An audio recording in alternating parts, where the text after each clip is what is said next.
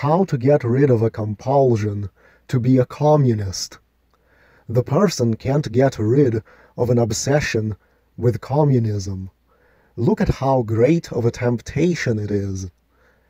You just want to go to rich Mormons or to a town like Sausalito in the Bay Area and form a thug militia together with homeless people who will be armed. So you form a group of marauders who will then invade and pillage rich neighborhoods. So you would fantasize about threatening the victims you are pillaging with a cold voice skewed by contempt and while maintaining cold, merciless eyes. It would be an expression born from some dark aspect of your soul where you feel a catharsis at taking a long overdue vengeance for years and years of suffering. So you go to people who have careers that make them over 100 grand a year or over 200 grand a year, and you invade their neighborhoods with fellow thugs and other disenfranchised souls. After placing them in helpless terror, you want to utter brutal sentiments to their faces like, "Capitalism is cancelled, bitch." You want to demand of a dentist or an engineer or a website designer, "Why can't I get paid the same salary as you for organizing shopping carts at Stater Brothers as you do for being a dentist?" When the guy argues back that it wouldn't be fair because he had to go to college to do his job, and you don't need college to do yours, you say things like, "Well, your college gravy train is fucking over. Now all your shit will be stolen." The gravy train of your 100 grand a year salary is over. And it doesn't matter if the person himself had an opportunity to go to college and have a high-paying job. The person wants to be able to say to a wealthy person sentiments like, "You ruined my fucking life by hoarding wealth." That's right, the person feels as if someone is being paid enough to afford fancy material possessions. It means they are hoarding wealth. The rich guy might say, "Well, what's the incentive going to be to do intelligent jobs if every job pays the same?" And you as a thug would say, "Oh, you like incentives? Okay, here's an incentive. Give me free money or you get a bullet in the head, since you're all for incentives so much." The person thinks that he should threaten wealthy individuals like a tyrant, threaten their lives, and then do things like force them into determining their budget for them.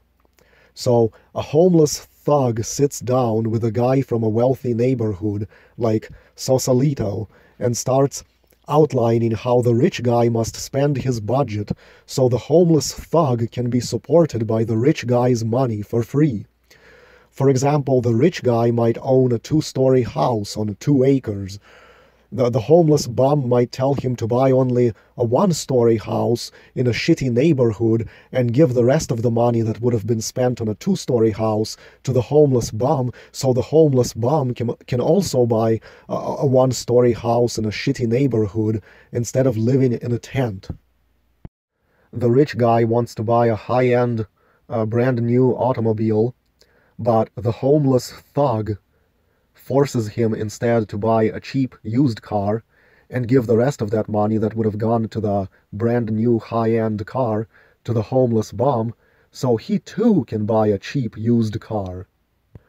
A rich guy wants to buy a $10,000 couch, but the homeless guy, under gunpoint, forces him to buy a cheap couch at Walmart or at a thrift store and give the remainder of the money that would have been invested into an expensive couch to the homeless guy, so he too can furnish his home with thrift store furniture.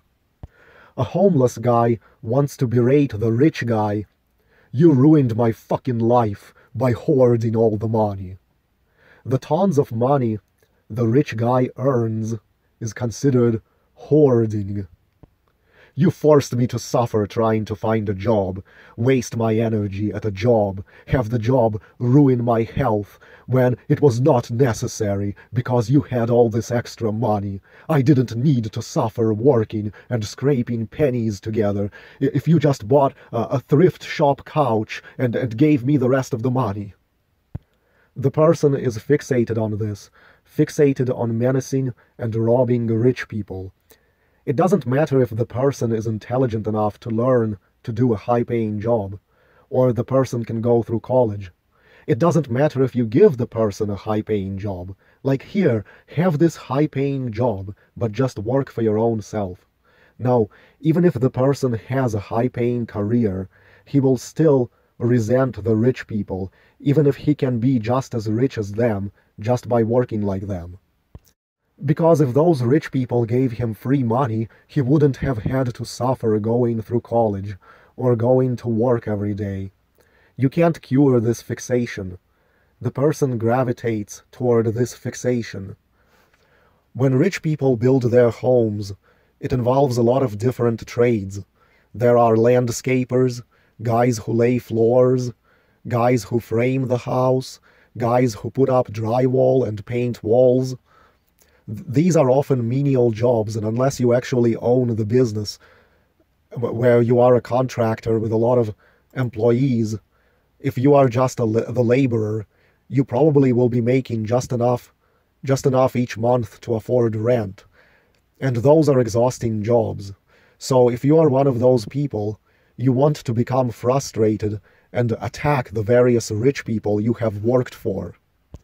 I keep working and working for you motherfuckers, and no matter how much I work, I am somehow not allowed to have the same wealth you do. Why can't I have the same wealth you do? If the rich person defends themselves by claiming that they deserve all that they have, because they went to college and you did not, and they worked hard or whatever, you should tell them, well, you may have suffered working hard, but I suffered spiritually. Then you should look back at any negative incidents in your life, like maybe you were abused as a child, you had a dysfunctional family, you were bullied at school, maybe you have health problems, and you claim that this spiritual suffering that you had far exceeds the suffering of someone going to college and learning a skill for a high-paying career, and that now you are owed by someone for your spiritual suffering. Then you claim that the rich person somehow got wealthy off your spiritual suffering, even though they never met you in life. Again, it's a compulsion to have such an attitude that is almost impossible to resist. No amount of free market and capitalist philosophy cures this person of this compulsion. You can't reason with them. There is always this temptation that makes the person think, what if I could murder this rich family and then just stay in their house instead of them? Look at that.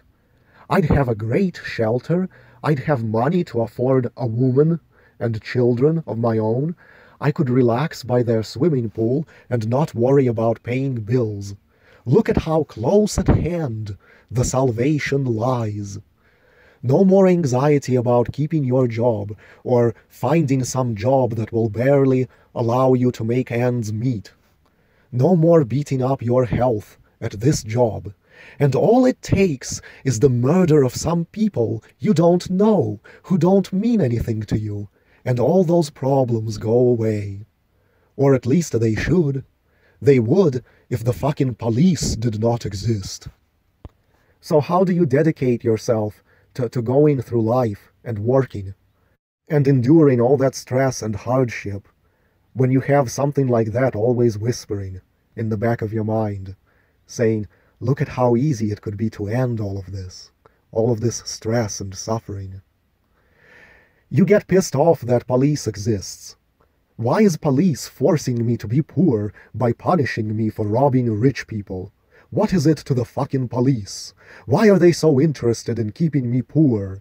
I don't even know any cops, yet they seem so interested in keeping me poor, because I matter to them so much. So you got thinking like this that drifts through the person's mind, and it can't be gotten rid of. And what is the root cause of such a mentality? Is it because the person was raised by a single mother, and women don't like to work? Women prefer that someone comes in and rescues them out of poverty, like some rich husband comes over and rescues them out of poverty? So this feminine thinking rubbed off on the person at such a young age? Was it because the person was born to believe at a very young age, while still a child in single-digit years, that poverty is something you're born into that cannot be changed? It's like your hair or eye color. Some people are born rich, some are poor, and it's just a roll of the dice, and you're stuck like that for the rest of your life? Because that's what the person believed as a child. Is it because of the shenanigans of the Federal Reserve and the wedge world order, where inflation has devalued money to nothing, where cost of living 50 years ago was so much less than it is now, where now people have to work 2 jobs, or both parents have to work, and still it's hard to make ends meet? Is it just because of that? Is it because the child was physically abused by stressed out grown-ups who were like children themselves, but in adult bodies, and they took out their frustration at the difficulty of life on the child? Is it because the child has some kind of autism? Is it because what is written in this document is all true? Is it simply because of that? Is it because the wedge world order corporations are so brutal?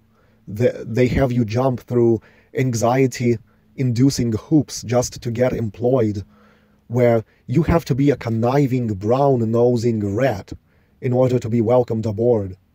By conniving, I mean you have to have the talent to kiss the ass of the people you hate. You have to sell yourself as something worthwhile to them, which is impossible to do if you have low self-esteem. You have to abandon your normal personality and take on some other personality, and basically live a lie where you hide your true self and must live as someone else. You can't be honest and say things like what I say on BitChute, because if your true personality was seen, you would get brutally kicked out of the company. You'd be canned. You have to be a robot. You have to be someone else. And if you're not genetically wired for guile and pretense, so you can charm your employer, you're screwed. You're not going to get hired. And no matter what you do, no matter what you accomplish, there is always this temptation that's whispering in the back of your mind. All these challenges you suffered through, all this anxiety, none of this would have been necessary if only you were free to murder some strangers who have everything that you want and need, and you could just take their stuff. Look at how much simpler it is to just kill. Look how a rifle or a shotgun can accomplish so much more for you than any brown-nosing, any fucking glowing resume, any college degree, or any wedge world order corporation. And you can't argue with it. When something like this whispers in the back of your mind, always pointing out this simple logic, you can't deny it. Unless you are committed to a conscience. But if you never developed as a child any real attachment to humanity around you, if you weren't loved enough, and at a very young age adults mostly treated you like a nuisance, often without good cause, then where is the conscience going to come from? You just look at other human beings as nuisances, like they are a different species, like mice can be nuisances, mosquitoes can be nuisances. And who has qualms about killing mice and mosquitoes? Almost no one.